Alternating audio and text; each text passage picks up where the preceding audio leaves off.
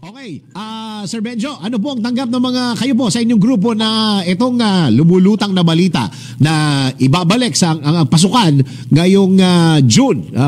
Parang yung lamang kong balita mga 2025 to 2026. Go ahead, Sir Benjo. Yes sir, una-una talagang chismis yan nung mga nakaraang linggo. No? Pero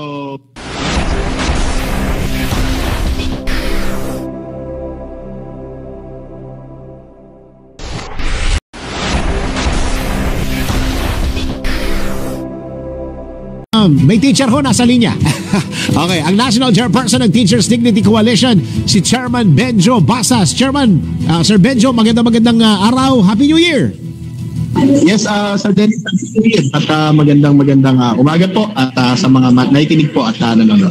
Okay, Sir Benjo, ano po ang tanggap ng mga kayo po sa inyong grupo na itong lumulutang na balita na ibabalik sa ang pasukan ngayong June?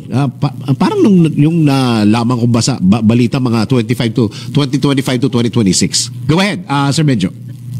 Yes sir, una-una talagang chismis yan nung mga nakaraang linggo. No? Pero winakasan po yung chismis no, itong ginawa po na dialogue no sa at consultation po no sa DepEd Central Office noong January 16. But prior to that, noong January 15, sa isang hearing sa House Committee on Basic Education, na-raise na po natin yan at kinonfirm po ng DepEd na that they are planning they are open confirm.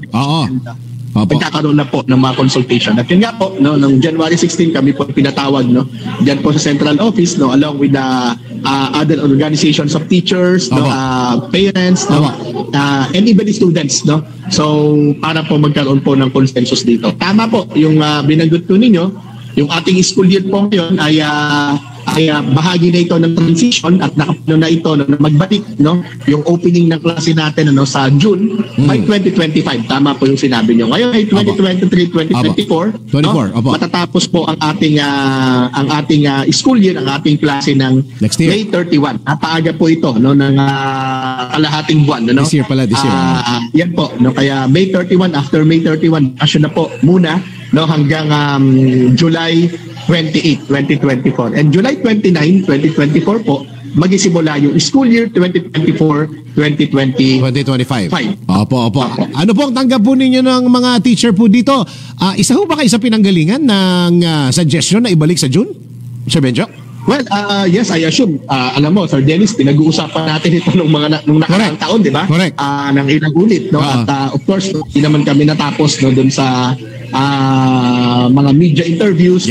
Formally, we actually appealed to the DepEd. We have sent at least 2 formal requests for dialogue. And of course, yung detalye ng aming proposal, kung ano yung scheme na pwedeng gawin para makabalik ng 2025-2026 yung ating school year. And that's the same. Ganun din yung aming proposal. 2023 and 2024 would be transition. Gradual po yan. Tapos 2025 babalik. Almost the same. Yung ating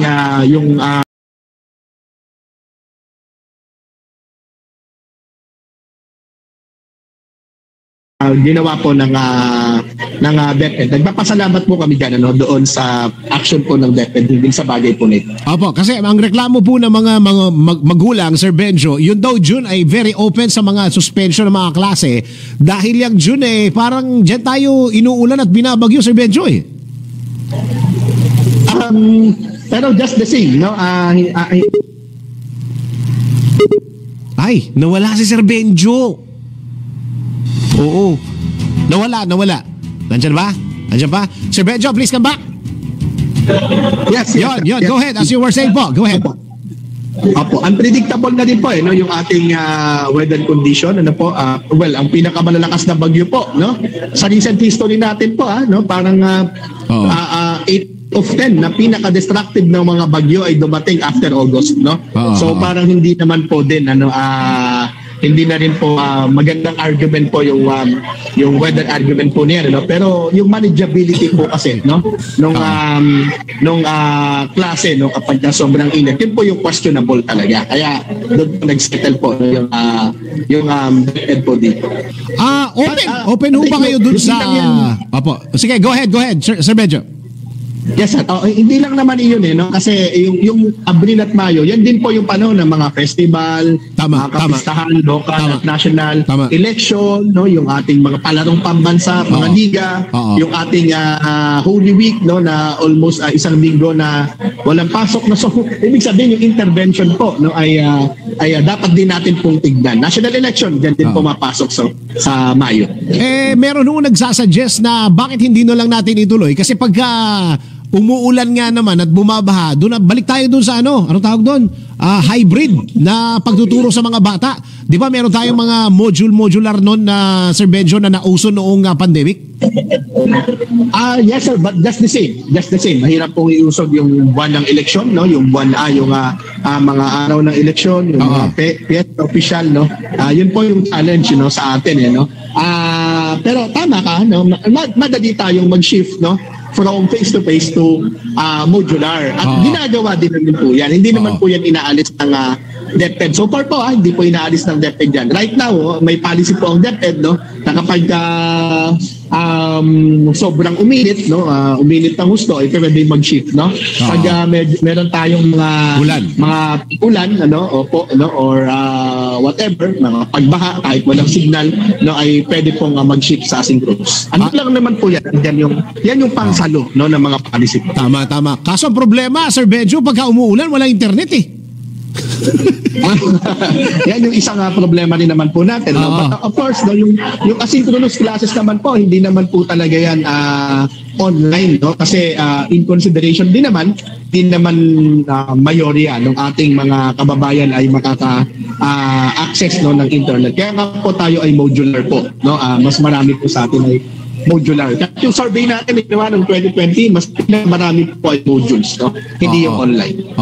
Kasi may mga nagsasabi din, ito ba talaga ang kailangan natin? Dahil meron tayong, ano yung survey, ano yung study noon na Sir Benjo na pinag-usapan din natin na medyo mahina yung reading comprehension ng mga kabataan? Yung PISA. Yung PISA. Ang sinasabi ho ng magulang, baka yan na lang ho ang dapat pagtuunan ng DepEd. Hindi yung pagpapalit-palit daw ng date ng pasukan. Ano masasabi hindi naman ito dapat ibangga. Hindi naman po ito dapat ibangga, no? Kasi makaka-apekto rin naman talaga no yung school calendar doon sa learning outcomes, no? At proven naman po 'yan, ano? Kasi habang mas marami yung intervention, no? Marami din po no yung learning losses no na pwede nating i-suffer, no? Kaya dapat po natin ito na isang positibo no at na gustong iresolba yung existing and possible no problems po na pwede natin paghaharapin in the future. 1 year lang po tayong pinaranas no ng full school year no. Wala si Sir Benjo. Sige, okay na kasi nakuha ko na yung kanyang so parang naka-ready yata ang Teachers Dignity Coalition, ano? Siguro ang dapat maghanda na lang dito yung mga nanay. Nandiyan ba siya ulit? Okay. Sir Benjo, yes. Pakitapos po yung sinasabi po ninyo. Go ahead po. Opo, no, yun yung sinasabi ko po kanina. 1 year tayong pinaranas ng full face-to-face no, na buong school year at sakop niya yung March, April at May. Mainit. May record tayo ng pinakamainit na araw last year. No?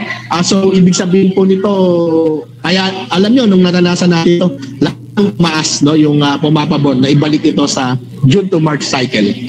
Meron pa ba mga eskwelahan o mga room, Sir Benjo, na walang electric fan? O lahat ito meron na? Hindi ko po kayang sabihin no na meron at baka hindi ako makapagbigay no ng data. Example, pero maaari po yan no. In fact, sabi namin kung matatandaan mo Sir Dennis no, sabi namin noon, kung meron namang aircon sa public schools, bakit hindi? Pero hindi po ganyan. Electric fan hirap na hirap tayo i-provide no yung pakayang aircon. Yun naman po yung sinasabi ho namin dito nung nakaraan pa po. Okay, so ganun talaga siguro. Kailangan na talaga maghanda ng mga magulang dahil talagang mangyayari ang pagbabalik natin sa June na Sir Benjo, no? Yes sir. Tama po. No, maganda no at para naman ito sa kapakanan ng kanilang mga anak. Tama. Sir Benjo, maraming salamat po sa oras na binigay niyo. Kung meron man kayong mga komento tungkol sa mga isyong ito, maaari kayong magbigay ng mga reaksyon sa comment section na makikita sa ibaba ng bidyong ito. Maraming salamat, at kung ikaw ay interesado ng mga bidyong tulad nito, mangyaring suportahan ang channel na ito sa pamamagitan ng pagpindot ng like, pag-share ng mga video at kung bago ka pa lang sa channel na ito, please subscribe sa channel na ito at pindutin ang notification bell at piliin ang all upang maabisuhan ka para sa mga paparating pang mga videos.